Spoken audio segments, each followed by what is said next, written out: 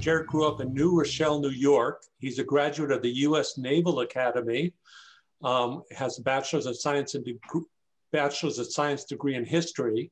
After graduation, he was commissioned as an officer in the United States Marine Corps and began training as a helicopter pilot. He completed multiple combat deployments throughout the Middle East and Africa and was selected to be the chief instructor pilot and mission commander for his fourth and final deployment.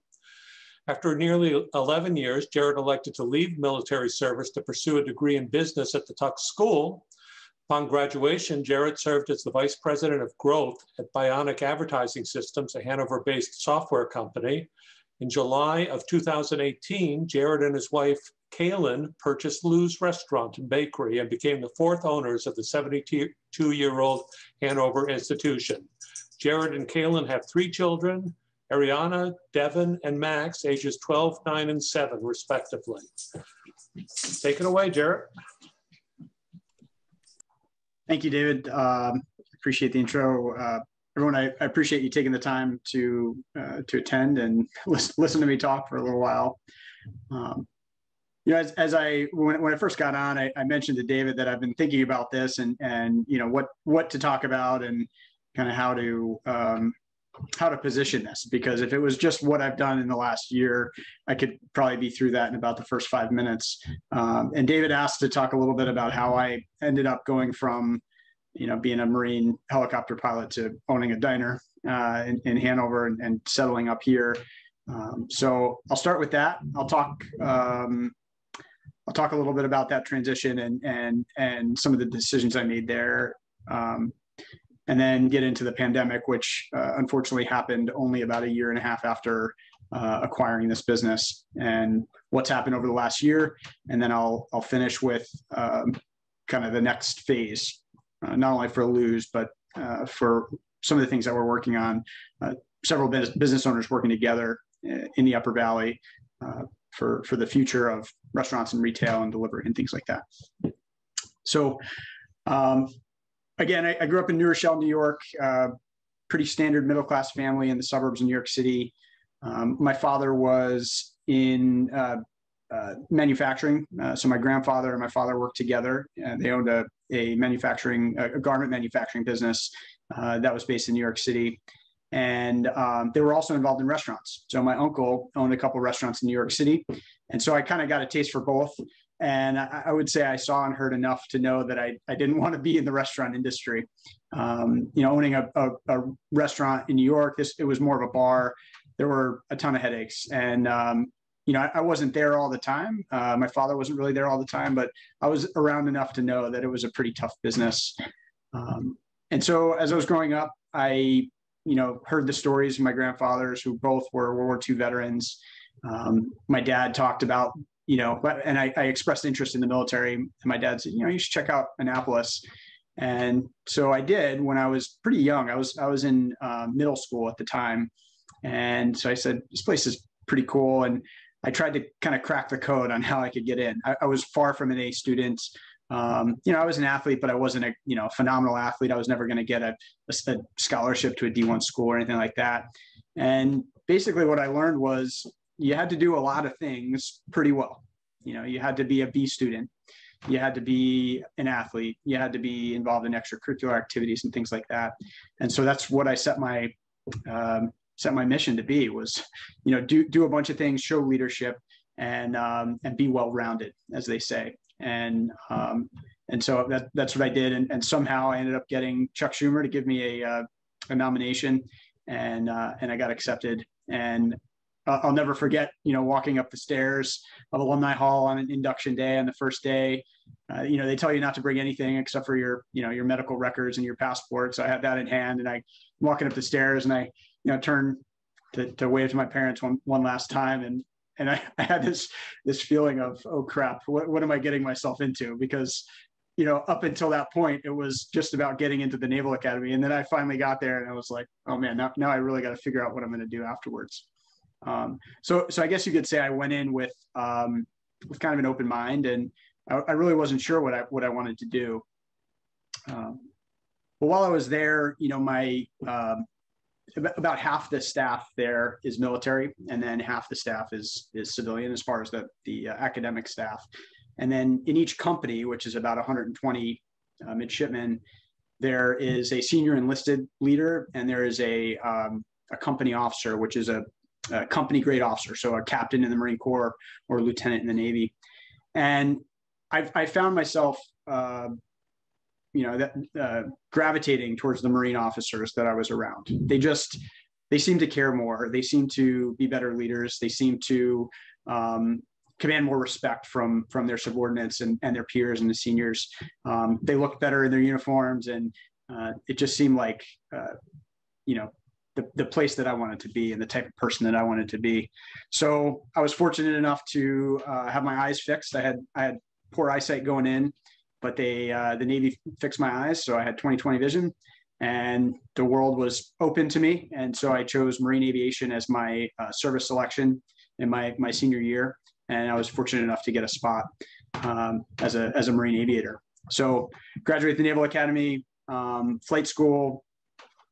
Throughout flight school, I realized that, again, the officers that I was the most, I found myself to be the most like, and the people that I looked up to were, they tended to be the helicopter pilots, actually. So as a Marine aviator, you can fly jets, drop bombs, you can fly helicopters, and we call it hauling ass and trash, bringing people around the battlefield and stuff around the battlefield. And then there's cargo airplanes as well. The jet guys seemed a little bit too intense for me. The helo guys had a really good attitude and, really good relationships with the Marines and sailors that they worked with. And so I decided to be a helo pilot and really go the cargo route. Again, because I like being around people. I like being in a leadership role. I like the idea of having a crew. I didn't really want to be up in a jet at 35,000 feet, by myself, waiting for somebody to tell me where to drop my bomb. And so went that route. I went heavy lift helicopters. So CH-53s, massive aircraft, weighs about 40,000 pounds empty. We can lift about 40,000 pounds. So we can lift up another helicopter our same size, a howitzer. We can't quite do a tank, but we could do amphibious vehicles and Humvees and stuff like that, and had an absolute blast. I spent 6 years in the fleet deploying. I did 4 deployments. As David mentioned, I did 2 to Eastern Africa and to Djibouti, where we were operating around, mostly around Djibouti, but a little bit into Ethiopia, and we were responsible for Somalia and Yemen. And then my 3rd deployment was to Afghanistan in 2010, which was a very kinetic time in the war. It was during the surge, so a lot of Marines there. We were taking a lot of ground from the Taliban. We were in the southern part of the country, and in an area near Marja, which was really the last Taliban stronghold, which we took from them in February of 2010. And came back from that, went to the weapons school. So I became an instructor in pretty much everything. And then my final deployment was a ship-based deployment. So we went out on the USS Iwo Jima and the USS New York, took 4 helicopters, sailed across the Atlantic through the Med, through the Suez. And then we spent a total of 10 months on that ship, really kind of going between the Suez and Kuwait to any hot spot. We did some really interesting stuff on that deployment. But 10 months on a ship, 2 kids who I felt like I didn't really know, and I was ready to go do something else. And so I was faced with some options. I could stick around. I actually got picked up to go to test pilot school, which was a real honor for me. But I talked it over with my wife. We had a lot of late night conversations, and we decided, maybe it's time to go do something else. So leaving the military it's a funny thing because you have some leadership experience and certainly experience managing in crisis and high stress and all this other stuff.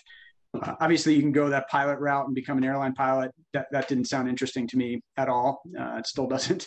And so you're kind of in this weird place where you don't have very much experience in industry.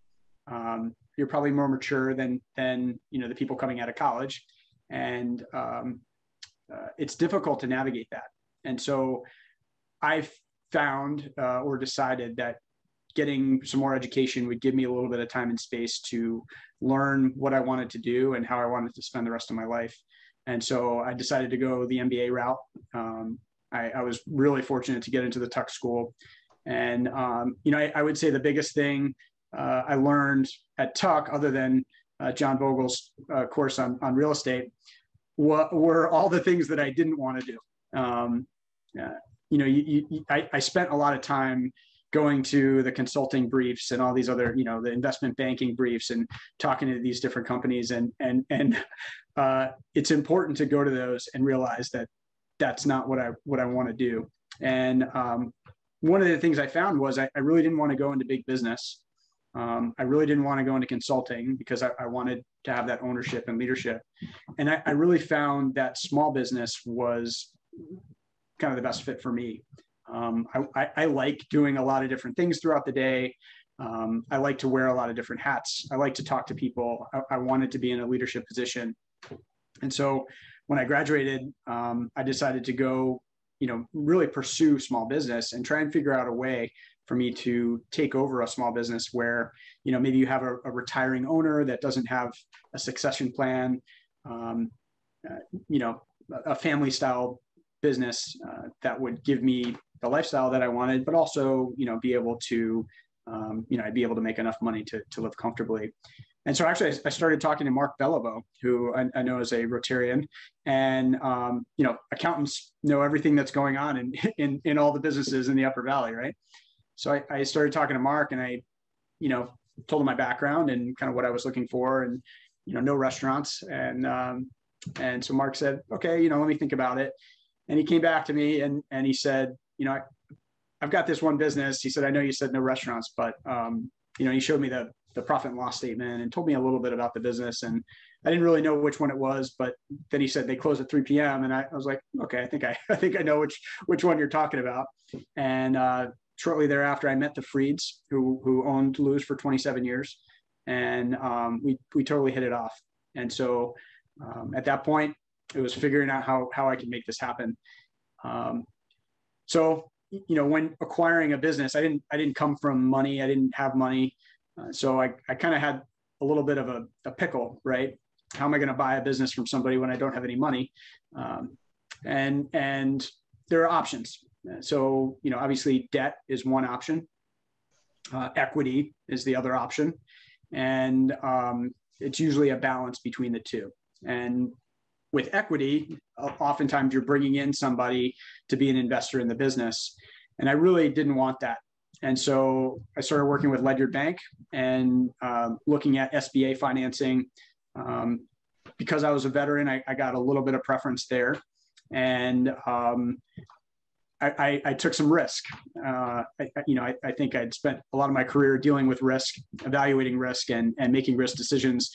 And this was another one of them. So what we ended up doing was really loading up on debt.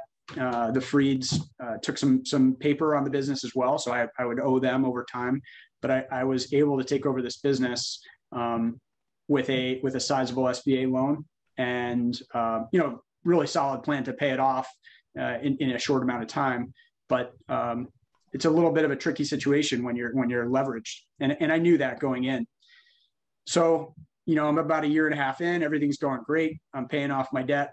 And I start reading the newspaper articles about this pneumonia in China. And, at first I'm like, this is probably just like the bird flu or MERS or one of these other things that has kind of come and gone. And it started getting closer and closer. And all of a sudden I'm like thinking things could go really poorly. So one of my first stops as I'm, walking around town was up to Ledyard. So I can't remember if I mentioned this, but Ledyard was my partner in the acquisition. A guy named Bill Kitters is one of the senior lenders there. He was great in working with me and trying to figure out how to get this done. And so I went up to Bill and I said, Bill, I'm really nervous about this. And, if we have to shut down, I don't know what I'm going to do. And, Bill's response, I'll never forget it, was, we'll figure it out. And coming from a banker, that's something that you don't always hear. And it speaks to the value of local banking and community banking and working with a partner, not Bank of America or Goldman Sachs or one of these, but Ledyard Bank, which is, born and bred here in Hanover. And so that was extremely calming to hear Bill say, hey, we'll figure it out. And, immediately he said, hey, let's just stop the payments on your loans. And he increased our line of credit, which we had never used before, but he said, yeah, it's here just in case. And, I walked out thinking, and I think Bill even said this to me, is like, I'm a banker. I don't want to own a diner. And it was true. He didn't want to lose. He didn't want to see lose fail. And so he was going to do everything he could to make sure that we were in good shape. So, I have this all in my mind, and March 15th comes around, the governor makes his announcement that everything's going to get shut down, and all my worst nightmares were coming true. And it was a key moment, I think, for me and a lot of other restaurant owners and business owners in general of what do you do? And of course, I'm seeing, many of the other big businesses and chains and people with a lot more mental firepower than I have, making decisions to lay off their entire staff and close their doors and, go to min crew and basically just hunker down. And that really didn't sit well with me. And I think one of the reasons why it didn't sit well with me is because all of my experience in leadership up to this point had been in the Marine Corps, where you don't get to choose who your subordinates are. You don't get to fire people when they don't perform. If you fire somebody, get rid of them, get them out of your unit, that's probably the worst thing you can do, because now you're taking your problem and you're making it someone else's problem. And that it just doesn't go over well. I'm not going to stick my peer with this problem kid who, does drugs or whatever, is a undisciplined or whatever you want to call it. So you get used to figuring out how to incentivize people, figuring out how to discipline people, figuring out how to make it work without the option of firing people or paying people more money or any of this stuff. And I think from a leadership standpoint, it doesn't get any harder than that, of figuring out how to get people motivated without some of those things that most business owners rely on a daily basis in order to make their people work harder or whatever. And so coming back into Luz and looking at my staff, who I was very close with, even after only a year and a half, and thinking about laying people off it just wasn't in my option set. And I told people that, I told them, hey, I'm going to do everything I can to keep the doors open and to avoid laying anyone off, and keep everyone on and keep everybody at their current level of hours and income. And that was a bit of a risk. I think I made the promise to try, and so we kind of embarked on this immediate pivot when we had to shut our doors and try and figure out what to do. And I was extremely pleased to see how much everybody just decided to kind of make themselves busy. All of a sudden people were cleaning things that, hadn't been cleaned in a while, and just making themselves busy, and really trying to find things to do in order to create value and keep things going. Pretty soon after, President Trump announced the Paycheck Protection Program and some of these other things. And so I knew that, we would figure it out, and that we would be able to make it through. And over the course of the year, we didn't lay anybody off. We kept paying everybody. We actually just we were able to do a bonus for everyone who stayed on for the whole time.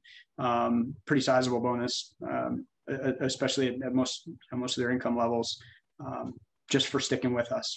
And because we were able to stay open the whole time. So I'll talk for a couple of minutes about some of the changes that we made and some of the things that we did.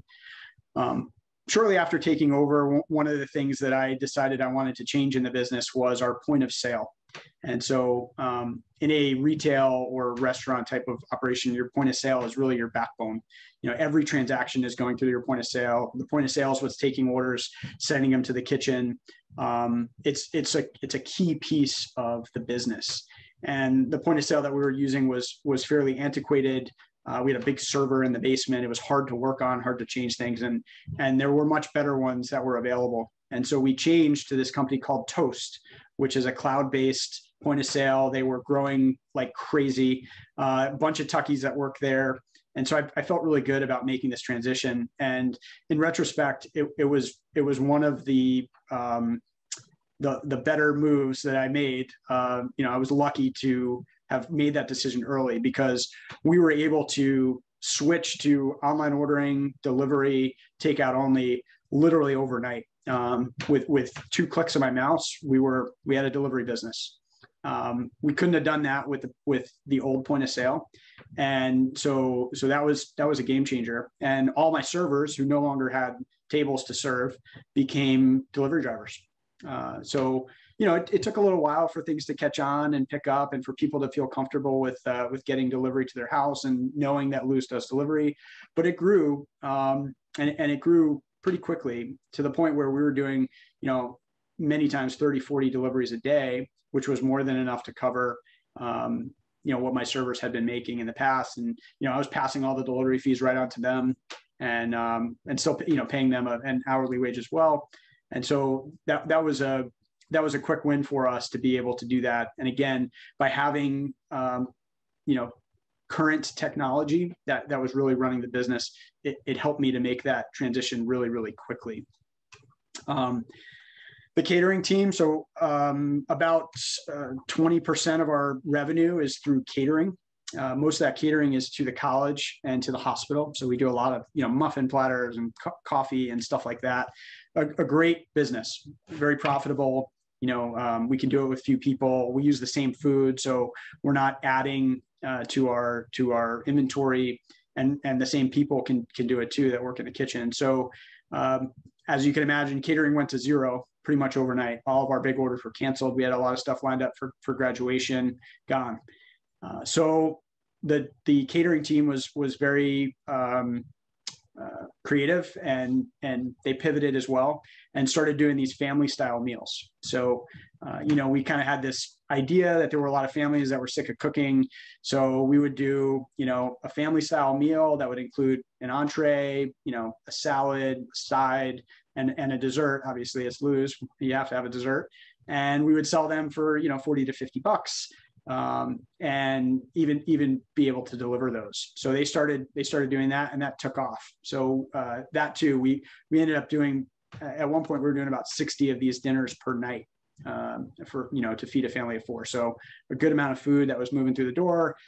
Not super profitable for us, but certainly covered the cost.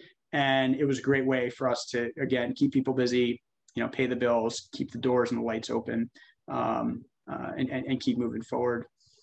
We updated the menu. We used to have this massive 6-page menu. We cut it down to 2 pages. By doing that, we were able to reduce our inventory. We weren't moving food as fast, so we were able to reduce spoilage and things like that. So that was, took a little work to do that, but we were able to do it, and it made the whole operation more efficient. And then, we did a lot with the community. So we had a couple of advertising campaigns where we were trying to get people to buy gift cards, and many people did. And, if you're one of those people, I thank you for the support. We did a fundraiser called Feed the Front Lines, where we partnered with Berke, and we were doing $5 burritos that we were delivering to the hospital, to frontline workers. And basically customers were paying us to make the burritos and deliver them. And so it wasn't really it was a donation more to the frontline workers than it was to us. But obviously we were, again, kind of covering our cost of goods by bringing in those donations and keeping people busy. And overall, it was pretty successful. So, in kind of in summary or in retrospect, a lot of the things that we did were predicated on having some stimulus money that was, that helped us to keep everybody on payroll and cover a lot of our labor costs. A lot of the things that we did were not very profitable for us, but it served to, again, just cover some of our fixed costs in order for us to continue to operate. And, knowing that we had about a year to deal with this, and then we'd be able to go back to the old way and the ways, that the Freeds had run it, and, the things that had proven to be really successful for the business. And ultimately, it worked. We made it through. We certainly lost money from a P&L standpoint, but we were able to bring in some of that stimulus funding, which softened the blow and made it very survivable. The SBA was awesome. They actually suspended payments on all SBA loans, which was great because I basically didn't have to pay my debt payments. And actually, the SBA covered some of those payments as well. So they didn't only defer them, but they just said, we'll pay the bill for you. So that was a massive help as well. And yeah, I mean, that's pretty much the story. So now here we are, people are getting vaccinated. Things are starting to feel kind of normal again. We have outdoor dining, which we did outdoor dining as well over the summer, over last summer, which was really a big help for us, pretty successful. But now we're trying to move away from some of those things that we did to keep people busy and weren't really that profitable for us. And we're getting back to normal. So we actually stopped doing delivery. And I'll talk about something that we have coming up here soon that's gonna take over for the delivery side. And we're getting back to the things that we love to do, which is seating people in the dining room and outside and bringing them meals and refilling their coffee and offering them great desserts. And we're really hoping to see profitability return here pretty soon, and I'm pretty confident that it will. So, couple things. How am I doing for time, David? Yeah, I think a few more minutes. Okay, great. So I'll talk a little bit about the cooperative that we're starting. So there are a couple companies out there that are doing what we call third-party delivery. So Grubhub, Uber Eats, DoorDash, Postmates. These are big venture-backed companies that essentially are setting up a marketplace on an app where you could go and shop at Lou's or Berke or wherever else, order, their driver comes and picks it up and delivers it. Great customer experience, great for the customer, terrible for restaurants. And the main reason that they're terrible for restaurants is they take about 30% of revenue. So on every dollar that the customer spends, they're taking 30 cents. The profit margins on restaurants, really most businesses are not that high. If a restaurant's doing 10 or 15%, that's excellent. Most restaurants are doing a 5% net profit margin, and they're taking 30%. So as you can imagine, these are really killing independent restaurants. And the bigger damage is not only that chunk of the profits that they're taking or chunk of revenue, it's the fact that they control the customer relationship, they control the marketing. And I think what we're going to see here very soon is vertical integration, where they're going to start opening up their own commercial kitchens with no front of house. The front of house is on the app, and they're going to be cutting out the independent restaurants. So they're going to capture 100% of the revenue. And then independent restaurants are going to have a really hard time because more and more share of wallet is going towards delivery. So me, John Pepper, Nigel Leeming, kind of got together, and we've been commiserating over the last year. And we had this idea, we each had delivery drivers. We each have our own online ordering website and app and whatever else. We said, why can't we combine these? Why can't we use economies of scale where we have one app for all three restaurants? Why can't we have, 3 drivers that serve all 3 restaurants instead of, or 5 drivers that serve all 3 restaurants instead of each of us having 2. So often we would see a delivery driver from Berke and a delivery driver from Lou's driving in a line, going to the same place, and it just didn't make sense. And so we created a consumer cooperative. So consumer, people like you are going to help to fund this thing and cover the fixed costs and keep it going. We're using off-the-shelf technology for the marketplace, as well as to manage the logistics side, to manage the drivers. And we're creating this marketplace that really mimics what Grubhub and Uber are doing. But the beautiful thing about it is that it's owned by the consumers, and it's controlled by the small businesses that it's serving. So the whole idea of this is we're doing it as cheaply as we can, but still maintaining quality. So our goal is to have better service at a lower cost, and we're keeping 100% of the money in the community. So it's a really cool thing. It's called the Upper Valley Eateries and Retail Consumer Cooperative Society, Inc. And Upper Valley Eateries and Retail. We just call it UVER, UVER. So you'll be seeing that around. And as we start to go out and start to recruit members, it's probably going to be a $25 buy-in, and that'll get you a discount on every order. We hope that you'll join. Yeah, and so I think my closing shots here, my kind of parting thoughts is, I think it would be easy for me to say that my military experience is what gave me, some advantage because of my, having experience bleeding in. I don't think that's the case at all. I think, I might have been a little bit more comfortable with stress and risk than some other restaurant owners. But the reality is that the thing that helped us through this is the fact that we have an amazing community here. We got so much support from our consumers, from our customers who were coming in and buying gift cards and supporting us with meals and giving us a pass on things that we were messing up and stuff like that. And the support that we got from the community was absolutely incredible. The team here was awesome. I have some great leaders here. Craig Morley, who's our general manager, Zach Plant, who's our chef, Val Angwin, who's our catering manager. They did a great job of pivoting and being adaptable and flexible and coming up with new ideas and just being ready to keep moving forward. And they did a phenomenal job. And then that, filtered down to everybody else.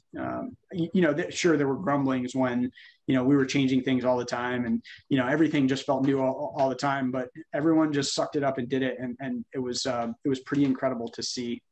That's about all I have. I'd love to take questions if you have any or comments or feedback or anything like that. That was great, Jarett. Very, very excellent presentation. Thank you. And thank you for your service. Well, thank you. Anyone have any questions for Jarett? I'm looking at Jed waving his hand. Well, my first thing is not a question. It's a thank you. You saved our bacon, so to speak, last spring. We got on the bandwagon. We said, we got to help these folks. Not only, and I encourage everybody, I said, order out and leave a tip.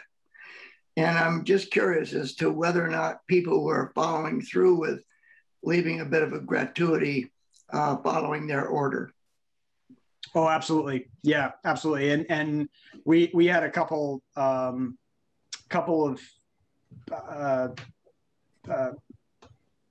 incidents that were pretty incredible, where people were leaving really, really big tips. And obviously that went to all the staff. We were splitting tips at that point because, it was hard to tie it to a server or anything like that. But we pulled them and it went out to everybody. And there were some incredibly generous people in the community. So thank you for that. And my staff thanks you as well. Jim Bonney. What communities are you serving in your delivery? This is one of the things that is tricky about delivery, is, the further out you go, the less efficient it gets, because now you have drivers that are driving a long time and it's hard for them to, make that turn and be able to operate efficiently. So for the start of it, we set a radius of 3 miles around downtown Hanover. It's just starting with a couple of Hanover restaurants. We have a kind of an offshoot brand called Greens and Grains, which is just salads that we make in-house here, but under some different branding. Murphy's is going to be on there. Nigel's new restaurant Impasto is going to be on there as well. John Pepper is going to be involved. And then we have several other restaurants that are basically in queue to join. So Tuk Tuk, Sushi Ya, and several others. So we're starting just around Hanover to kind of work out some of the kinks. We're going on this iterative, startup type of path where instead of a big bang, we're trying to start small, test, learn, and improve and just continue on that cycle. So starting close. And then the plan is we're going to move to Lebanon, and the city of Lebanon is actually going to give us a grant. They're going to give us money for every restaurant that we add from Lebanon. And so then our area will extend down into Lebanon. Then we're going to move into West Lebanon, and we're going to kind of just grow from there. So it's going to be it's going to be more based on your proximity to the restaurants that are that are a part of this in the beginning. And then our goal is to continue to grow our radius. Great, thank you. Sure. Rob Williams. Hey, Jarett, great presentation. Just a quick one for you. I think I read that you were getting involved somehow with the Tuck box truck. Is that true? And could you tell us a little bit about the chef rotation and whether we'll get a French bistro coming to the streets of Banner?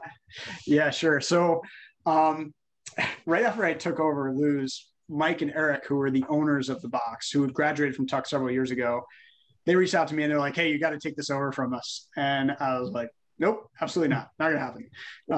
I didn't want a food truck. There's a lot.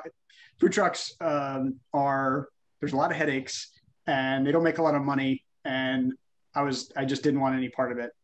And when the pandemic hit, they called me and they said, we need help, and we can't do this, and we're gonna have to shut down the business.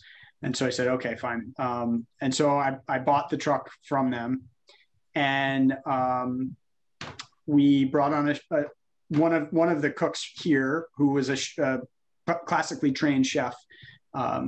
He became the chef for the box, and we ran it basically out of here for the first year. And then, over the winter, we had to shut the truck down, and we were kind of trying to figure out what to do next. And unfortunately, we've had a really hard time with Dartmouth.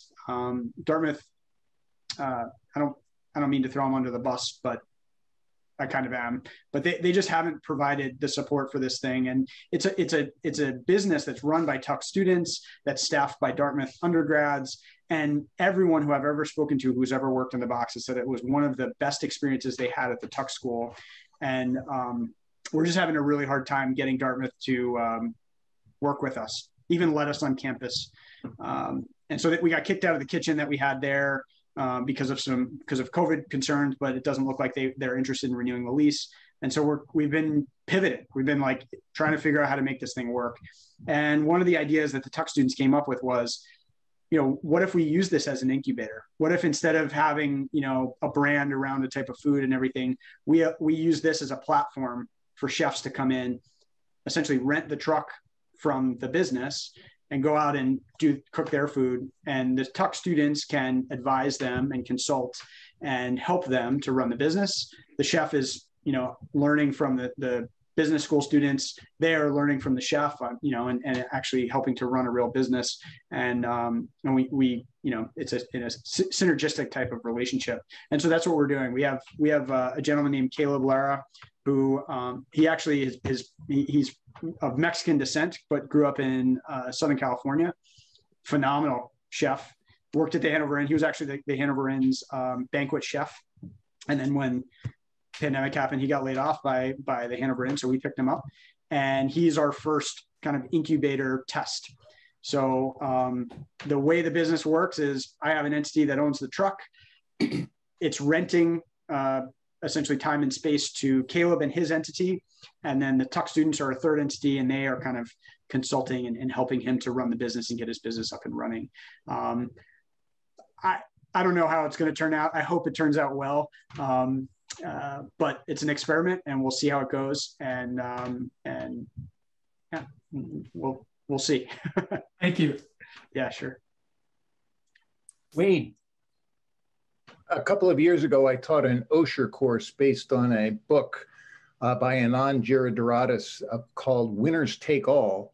And it had a chapter about platform cooperatives, which sounds a lot like what you're doing. And it struck me that an entity like the Upper Valley Eateries and Retail. Yeah. You could partner with a nonprofit, and some of the money could come back to the nonprofit, which is the vision that the individual in this book had. And I would just encourage you to maybe find a way, because what you just said resonated with me, because in that book, all this money is going to like 20 people, all this skim off profit for Grubhub and Uber and all that. And it's really contributing to the disequilibrium of income. So I completely agree with. Yeah, I think it's a big problem. I really do. And that's why I'm trying to solve it is because you're right. You know, we have these big businesses, venture backed, you know, funded by billionaire type of businesses that are just, you know, it used to be that a customer would come in and either place a takeout order on the phone, or they would come in and sit down, and it was a simple thing. And now you have this business that's coming in and literally skimming 30% to do what I already do and what I already can do. And doesn't make sense. And if I were a betting man, I would bet really hard against these companies, because I don't think they have a future. But we'll see. Virginia, you're on mute. You're on mute. There you go. Yeah. Okay. I'm fascinated. By the way, I grew up in Pelham, so I, know nice. the area. Yeah. It sounds to me as if one of the key issues here is how you get the word out about what you're doing. And I wondered what vehicles you're using to kind of proliferate that information. Yeah, it certainly is a concern for us. We've kept it out of the news until it's ready to go, until it's ready for prime time.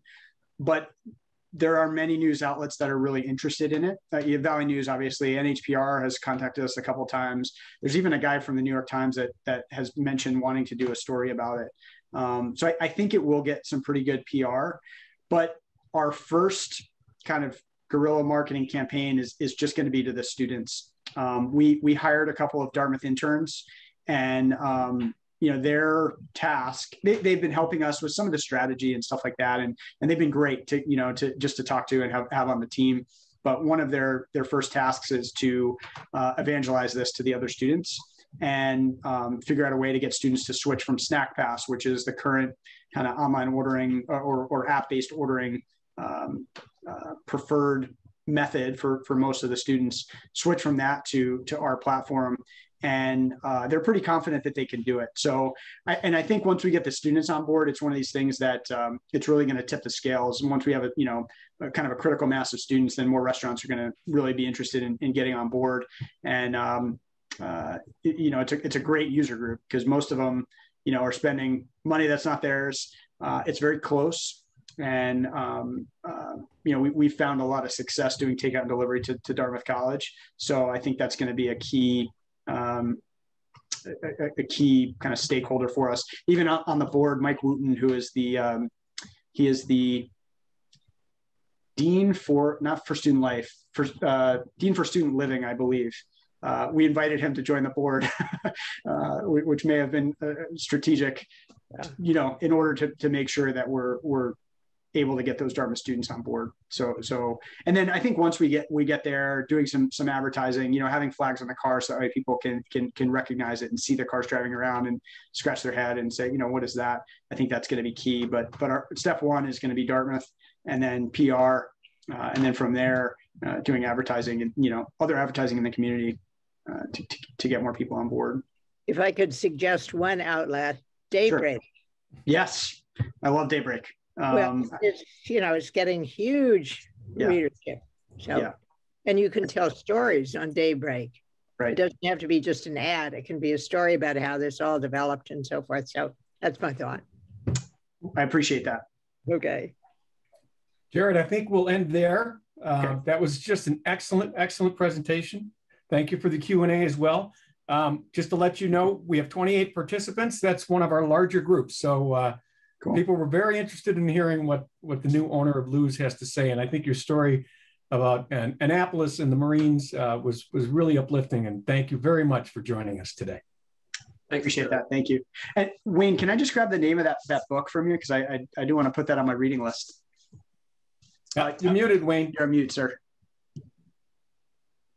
It's called Winners Take All, and it's by Anand, A-N-A-N-D, Girodoratis. G-H-A-R something. If you get started with that, he's very active on Twitter. Okay, wonderful. Yeah, I'll check it out. Well, thank you everyone for having me. I appreciate the time, and we'll see you all soon. Okay, thank you, Jarett.